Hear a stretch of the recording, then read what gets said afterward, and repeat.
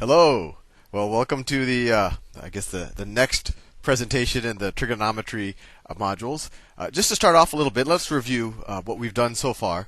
Uh, in the last couple of modules, we learned the definitions, or at least I guess we could call it a partial definition of the sine, the cosine, and tangent functions. And the mnemonic we used to memorize that was SOHCAHTOA. Let me write that down. SOHCAHTOA.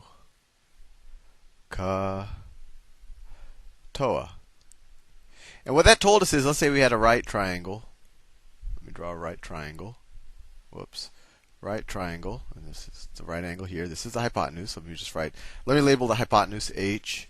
Let me label this, and let's put this. And say we want to figure out, we want to use this angle right here, theta. We'll call this theta, whatever. Then this is the adjacent side. And this is the opposite side. And that's an O. And so tells us that sine is equal to opposite over hypotenuse, cosine is equal to adjacent over hypotenuse, and tangent is equal to opposite over adjacent. Now that, I think by this point, and especially if you did some of the exercises on the Khan Academy, that should be second nature and should make a lot of sense to you. But this definition, using a right triangle like this, actually breaks down at certain points, actually at a lot of points. For example, what happens as this angle right here approaches 90 degrees? And you can't have two 90-degree angles in a right triangle, can you? Then it would be like a rectangle or something. But you can actually probably figure out what happens as it approaches 90 degrees. But this definition breaks down for that. Also, what happens if this angle is negative? Or what happens if this angle is more than 90 degrees? Or what happens if it's 800 degrees, or 8 pi radians? Not that 800 and 8 pi radians are the same thing, but obviously this definition starts to break down because we couldn't even draw a right triangle that has those properties. So now I'm going to introduce you to an extension of this definition. It's really the same thing, but it allows the sine, the cosine, and the tangent functions to be defined for angles greater than or equal to pi over 2, or 90 degrees, or less than 0. So let's draw a unit circle. So this is just the coordinate axis, and here is a circle of radius 1. And let me make sure I'm using the correct pen tool. Okay, so let's call this right here. So this is theta. This is an angle, right, between this line, between kind of the x-axis, and this line I just drew here. And this is a radius, right? And we said that this has a radius 1. So the length of this line is 1, right? Because it just goes from the origin to the outside of the circle. So it has a radius of 1. And now I'm going to draw a right triangle again. So let me just drop a line from here. So there, I have a right triangle. So if we use the old definition we learned before, let's just focus on sine for now. So sine is equal to opposite over hypotenuse. Let's apply that to this right triangle right here. This is the right angle. So what's the opposite angle of this? What's the opposite side from this angle? Right, I'm going to change to yellow. It's this side, right? This is the opposite side. And what's the hypotenuse? The hypotenuse is just this radius, right?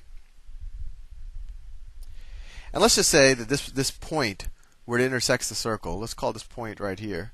Let's call this point x, comma y. Right? So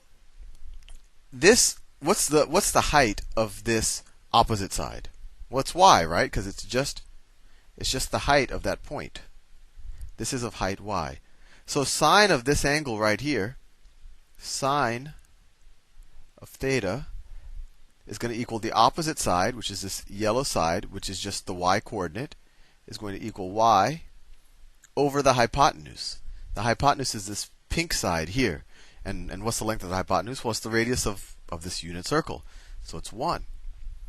And y divided by 1, well, that's just y. So we see that sine of theta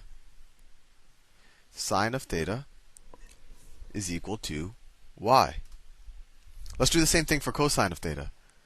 Well, we know that cosine is equal to adjacent over hypotenuse. Well, what's the adjacent side here? I'm running out of colors. Right, the adjacent side is this bottom side right here. So that would equal, so if I said, I'm running out of space too, cosine of theta would equal this gray side, which is the adjacent side. And what is that? What is this? What is this length? What is the length of this side? Well, it's just x, right? If this is the point xy, then this distance here is x, and we already learned this distance, or we already observed that this distance is y. So this distance being just x, we know that the adjacent length is x. So we say cosine of theta is equal to x over the hypotenuse. And once again, the hypotenuse is 1. So cosine of theta is equal to x. I know what you're thinking. Sal, that's very nice and cute. Cosine of theta equals x, sine of theta equals y. But how is this really different from what we were doing before? Well, if I define it this way, now all of a sudden, when the angle becomes, let's say, 90 degrees, let's say this is, now I can actually define what sine of theta is. Sine of theta now is just y, is just the y coordinate, which is 1. If theta is equal to, I'm going to make sure it's very messy right here. If theta is equal to 90 degrees or pi over 2 radians. Right? This is pi over 2. This angle right here. Right? And similarly, cosine of pi over 2 is 0, because the x coordinate right here is 0. Let me do it with a couple more examples. Oh, I'm forgetting the tangent function. And you could probably figure out now, what is the definition now we can use for the tangent function? Well, going back, let's use this green theta here because it's kind of a normal angle. So in this green theta here, tangent is opposite over adjacent. So tangent now we can define as y over x. And remember, these y's and x's that we're using are the point on the unit circle where the angle that's defined by this, by whatever, where the radius that is subtended by this angle, or I guess the arc, intersects. Actually, I'm getting confused with terminology. It's where this line intersects the circumference. The coordinate of that, the sine of theta is equal to y, the cosine of theta is equal to x, and the tangent of theta is equal to y over x. Let's do a couple of examples, and hopefully this will make a little bit more sense to you. Let me try to really fast draw a new unit circle. So that's my unit circle. And here's the coordinate axis, was one of them. And here is the other one.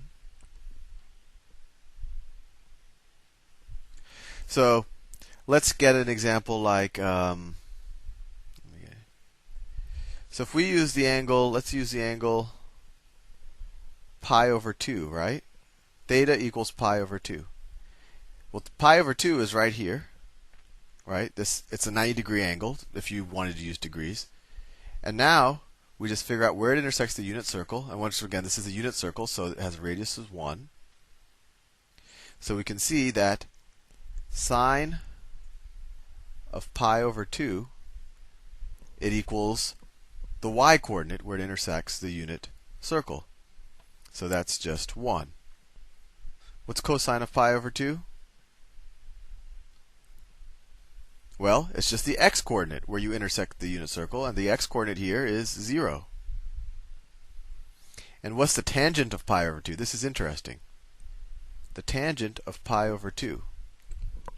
Well, the tangent we defined now as y over x. So the y coordinate, this is the point 0, 1, right? The y coordinate is 1.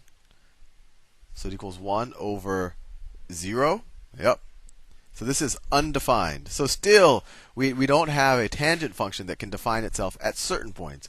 But in the next module, we're actually going to graph this, and you'll see that it approaches infinity. And similarly, we could try to find the functions for when theta equals pi, right? That's like 180 degrees. That's this point right here. So sine of pi, what's the y coordinate at this point? Well, this point is negative 1, 0. So the y coordinate is 0. What's the x coordinate? Cosine of pi, that's negative 1. And of course, what's the tangent of pi? Radians. It's y over x. So it's 0 over negative 1. It equals 0. Hopefully this makes sense. Now in the next module, I'll actually graph these points, and you'll see um, I guess how it all comes together and why it is useful to define the sine, the cosine, and tangent functions this way. See you soon.